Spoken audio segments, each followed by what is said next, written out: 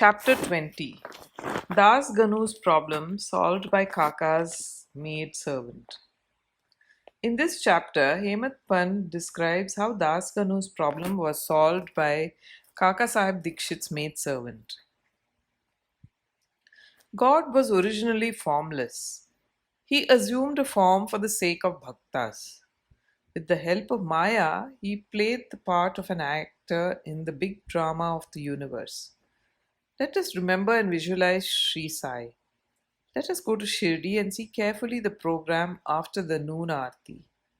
After the Aarti ceremony was over, Sai used to come out of the masjid and standing on its edge distribute Udi to the devotees with very kind, gracious and loving looks.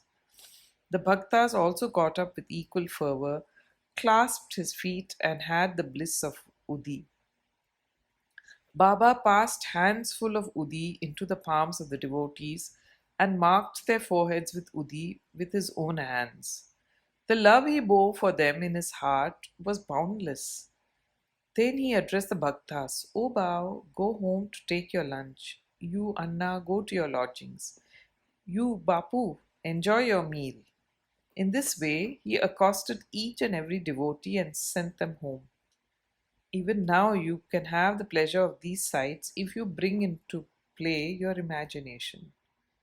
Now, bringing Sai in our mental vision, let us meditate on him from his feet upwards to his face, prostrating before him humbly, lovingly, and reverentially.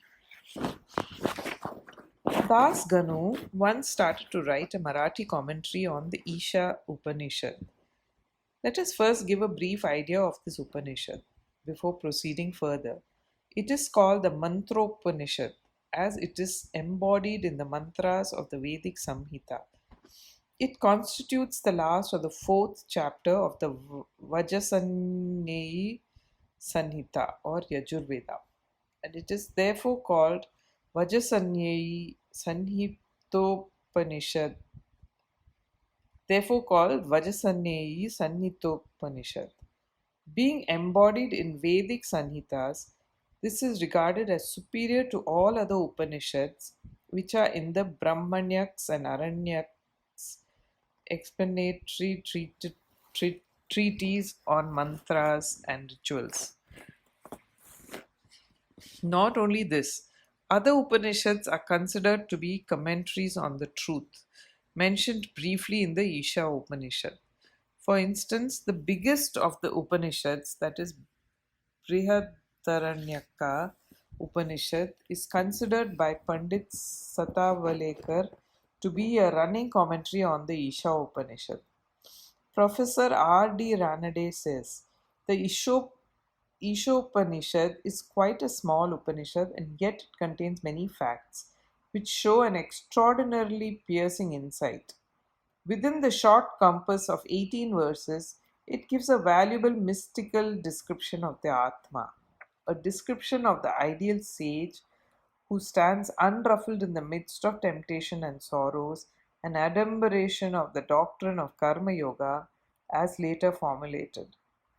The most valuable idea that lies at the root of the Upanishad is that of a logical synthesis between the two opposites of knowledge and work, which are both required according to the Upanishad to be annulled in a higher synthesis. Page 24 of the constructive survey of the Upanishadic philosophy.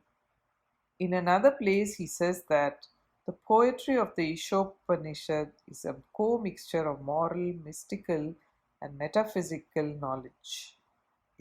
Page 41.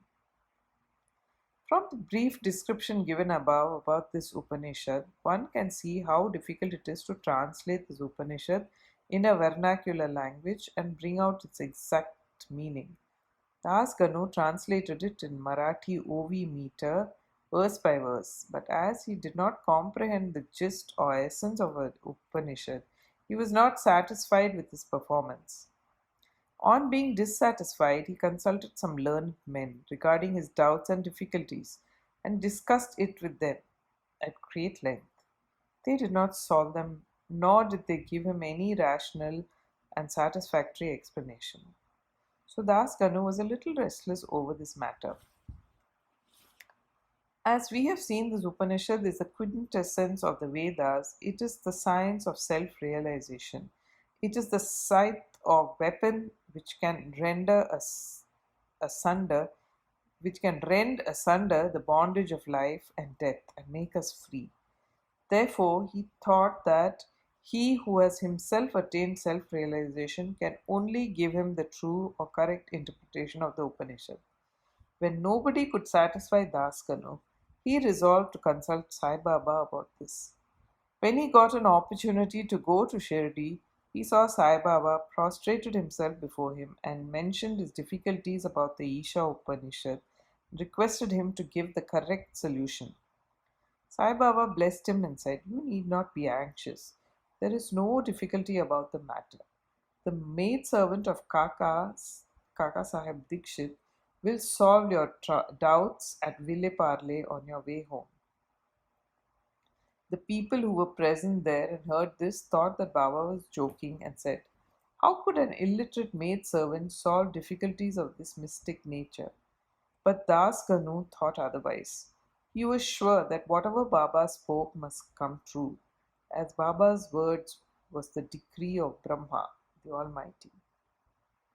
Fully believing Baba's words, he left Shirdi and came to Ville Parle, a suburb of Mumbai, and stayed with Kaka Sahib Dikshit.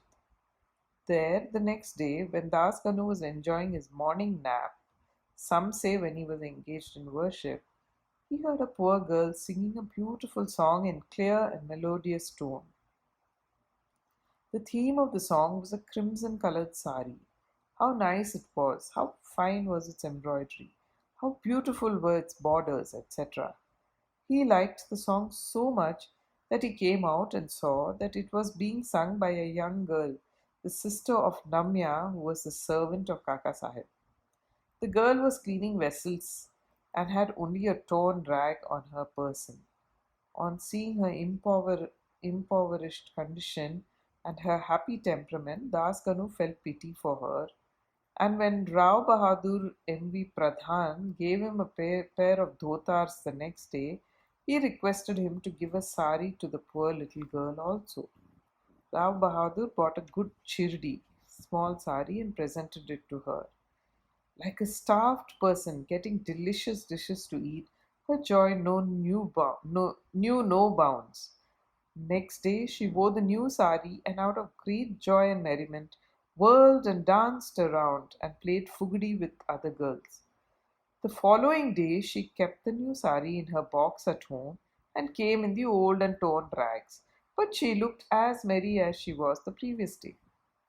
On seeing this, Das Ganu's pity transformed into admiration. He thought that the girl, being poor, had to wear a torn rag.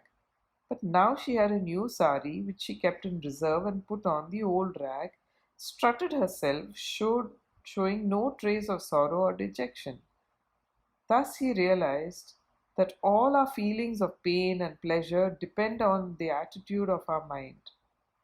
On thinking deeply over this incident, he realized that a man ought to enjoy whatever God has bestowed on him in the firm conviction that he besets everything from all sides, and that whatever is bestowed on him by God must be for his good. In this particular case, the impoverished condition of the poor girl, her torn rag, and the new sari, the donor, the doni, and the deal were all part of the Lord and pervaded by him. Here, Das Ganu got a practical demonstration of the lesson of the Upanishad, the lesson of contentment with one's own lot, with the belief that whatever happens is ordained by God and is ultimately good for us. From the above incident, the reader will see that Baba's method was quite unique and varied. Though Baba never left Shirdi, he sent some to Machindragarh, some to Kolhapur or Sholapur for practicing sadhanas. To some he appeared in his usual form, to some he appeared in waking or dream states, day or night, and satisfied their desires. It is impossible to describe all the methods that Baba used in imparting instructions to his bhaktas. In this particular case, he sent Dasgano to Villeparle, where he got his problems solved through the maidservant. To those who say that it was not necessary to send away Dasganu and that Baba could have personally taught him, we say that Baba followed the right or the best course. Or how else could Dasganu learn a great lesson that the poor maidservant and her sari were pervaded by the Lord? Now we close the chapter with another beautiful extract about this Upanishad. One of the main features of the Isha Upanishad is the ethical advice it offers, and it is interesting to note that the ethics of the Upanishads are definitely based upon the metaphysical position given in it. The very opening words of the Upanishad tell us that God pervades everything. As a corollary from this metaphysical position, the ethical advice it offers is that a man ought to enjoy whatever God bestows on him in the firm belief that as he pervades everything, whatever is bestowed on him by God must be good. It follows naturally that the Upanishad forbids us from coveting another man's property. In fact, we are fittingly taught here a lesson of contentment with one's own lot in the belief that whatever happens is divinely ordained and hence it is good for us. Another moral advice is that man must spend his lifetime always in doing action, specifically the karmas enjoined in the Shastras, with resignation to his will. Inactivity, according to this Upanishad, would be the canker of the soul. It is only when a man spends his lifetime in doing actions in this manner that he can hope to attain the ideal of Naishkarmya. Finally, the text goes on to say that a man who sees all beings in the self and sees the self as existing in all beings, in fact, for whom all beings and everything that exists have become the self, how can such a man suffer infatuation? What ground would such a man have for grief? Loathfulness, infatuation, and grief verily proceed from our not being able to see the Atma in all things. But a man who realizes the oneness of all things, for whom everything has become the self, must ipso facto cease to be affected by the common foibles of humanity. Page 169 to 170 of The Creative Period by Messrs. Belvalkar and Ranade. Bow to Shri Sai. Peace be to all.